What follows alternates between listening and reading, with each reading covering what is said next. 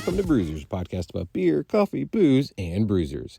I am your host, Rody John, and today we speak to Aleksandr from 3BR Distillery out of New Jersey. We talk all about how they make a vodka made from peas, the inventive stuff that they are coming up with, and so much more. This is such a fun conversation. I cannot wait to go visit 3BR Distillery, and if you are in the New Jersey area, make sure you go and do it. I guess tri-state area is what they maybe call it up there. But definitely go check out 3BR Distillery. They are making so much fun and inventive stuff.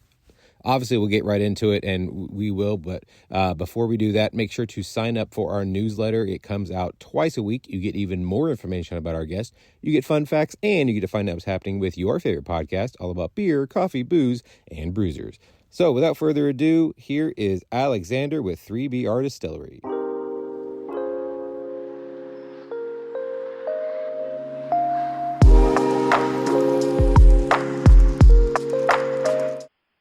I would like to welcome to the show Aleksandr with 3BR Distillery. How are you doing today?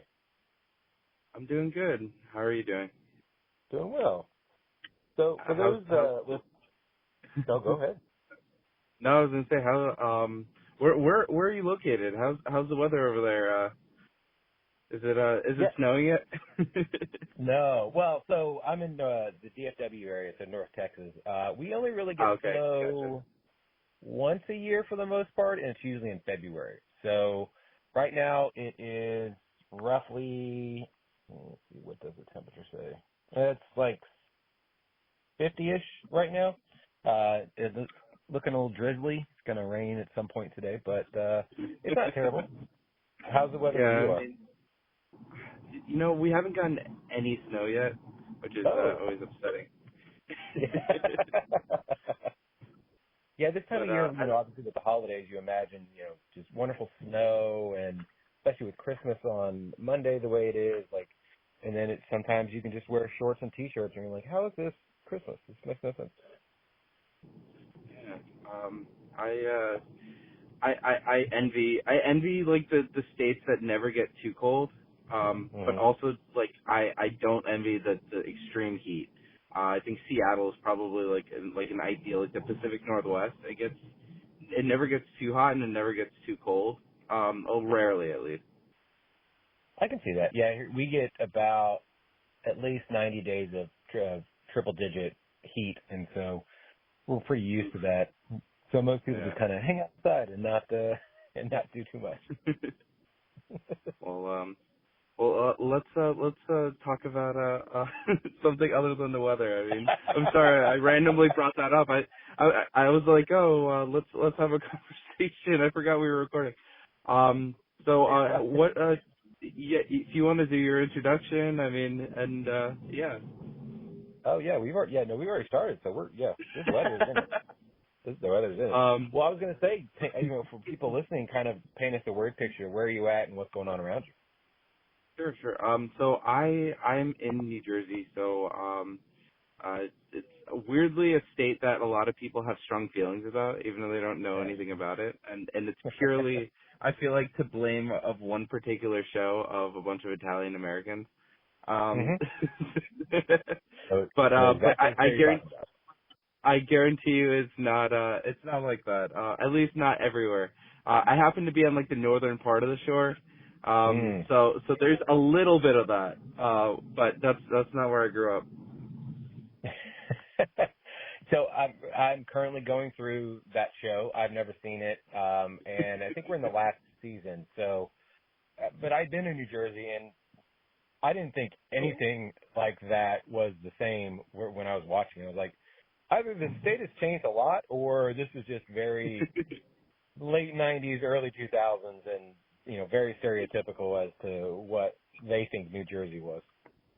Yeah, well, it's funny because there's literally the actual locals in the area have like a derogatory term for that, because for the most part those are people that come from either like Staten Island or or North Jersey, and then they're basically living like living out like their extreme like party days on the shore.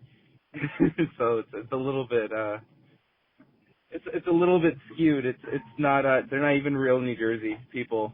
But They're transplants. it's exactly, they're transplants. Yeah. So what's funny is I didn't think about Jersey Shore until you started talking about it. I was talking about The Sopranos, and I was like, Oh, that you was were set talking in about The Jersey. Sopranos. I was talking about Sopranos, and then you, and now I'm hearing what you're saying. I was like, oh no, that's Jersey Shore. I'm definitely not watching that. I've seen it. I'm good. I don't need to. Yeah. I was wondering why you were rewatching that. I was like, No, it's there's not no that reason. good.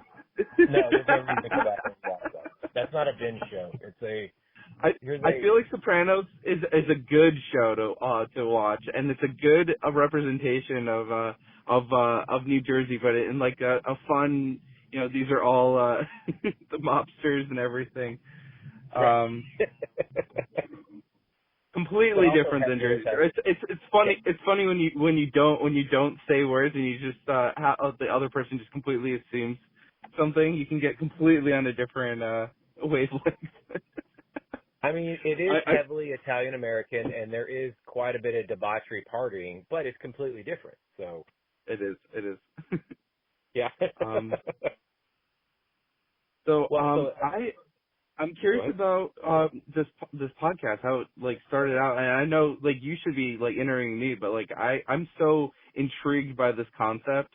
When you reached out to me, and it said like you do breweries, distilleries, coffee roasteries too, or just like coffee and pro wrestling. That one seems a little bit different than the others. How does one get into all of that? well, thank you for asking. Actually, very few people, I guess, ask that.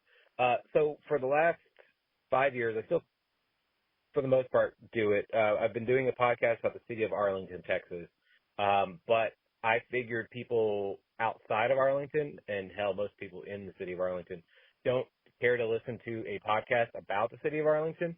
So I slowly was like adding, breweries and coffee shops and, pro wrestling that would come through.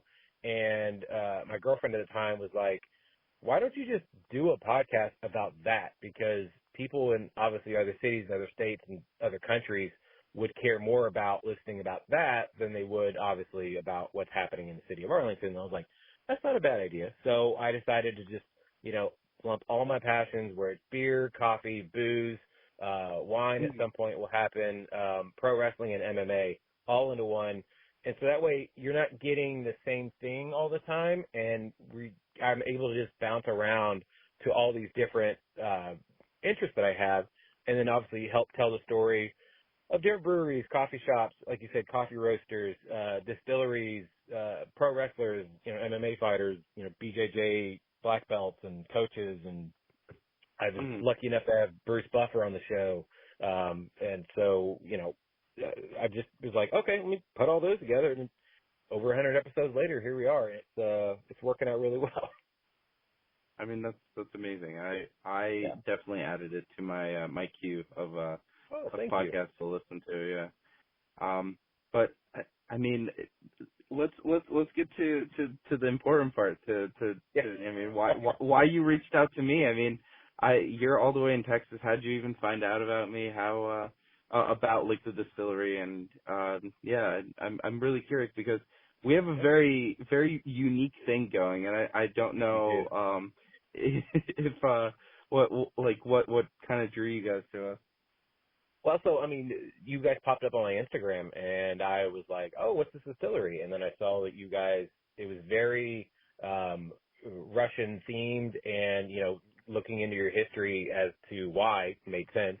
And the fact that you guys were making vodka from peas is something I had never heard of. And, I mean, your logo and your branding is so unique and interesting, and, I don't want to just keep things here in Texas, as much as I could easily have material for at least 5 years about just stuff happening in Texas when it comes to, beer, coffee, booze, and everything else. I want to bring it out, obviously, to other parts of the country and other parts of the world, because everyone's doing fantastic things everywhere, but how many people are really helping put a spotlight on them or telling their stories So, I mean, when I reached out to you and, you guys reached back, I was like, oh, great. Somebody on that side that, the New England area that gets to help tell their story about, pea vodka of all things. Yeah. Yeah. And I want to get into that, but I gotta Yeah. give a recommendation for another place. Please do. Because I mean, it's just specifically with your interest. So there's a brewery in New Jersey as well that you should try to reach out to. It's called Death of the Fox Brewing. Oh, I Uh, they're they're actually a coffee roaster, coffee and brewery at the same time. And I've never love seen it. that combination before, so it would be interesting to hear about how that came about because I actually don't know much about their origins. Yeah. But yeah, speaking about 3BR, I mean, as you mentioned, we are you know I we're Soviet Union based. I mean, There it is. it comes Okay. off as Russian because everyone associates those two Of things course. together. But the whole thing is based around the 1980s, Hmm. specifically 1986. There was a prohibition in the Soviet Union, and my grandfather, being like the eternal badass that he is, like a lot of people, started basically making alcohol himself, because he just loved entertaining. He loved like having people over, and he was just like a certified genius. He was literally recruited by the government to work for them, and became like one of the head engineers for the whole Soviet Union, even though he didn't finish Wow. middle school or high school, just because he was like building things and tinkering and built some things that he really wasn't supposed to, and he got in trouble for it. Um, so he just loved entertaining. He loved people. He was just like really, really weird. He would actually have his friends in high places like drop him off in the middle of like Siberia, with like no maps, and then he would just try to make his way back based on like using, the his surroundings and like, the limited knowledge of like the roughly the area he was dropped off, because he didn't trust any maps, so he was making them himself. So he's just like this kind of guy, and a lot of people know this, at least about the Soviet Union. Is, I mean, there was always an inconsistency in food, at Uh-huh. least what was available. I mean, everyone knows like the bread lines, the famous bread lines and stuff. So it's not like you can go over to like a Costco or some other big store and get a whole lot of corn or anything like that. Even sugar was heavily rationed, especially when the prohibition started, because that was the first thing people just did. They did sugar shine. Um, and so my grandfather realized that there's a lot of potential alcohol in peas. And so he started reaching out to like everybody, telling them to bring the peas. Peas are shelf stable, really cheap, and they're a rotation crop, so they're necessary for like the country to grow. So there was an infinite amount of peas at reasonable prices for like the general public, because they're also nutritious. And so my grandfather just slowly started this operation, was making alcohol from peas. And I tell everybody he wasn't trying to be a hipster, so he was still putting as much regular table sugar in there as he could, but because it was rationed, it wasn't as super consistent.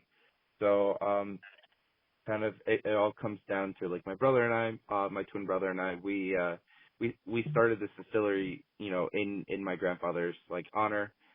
We never like really got to meet him, but we just grew up hearing all these stories about him, and weirdly enough got into distilling on my own before even knowing any of this.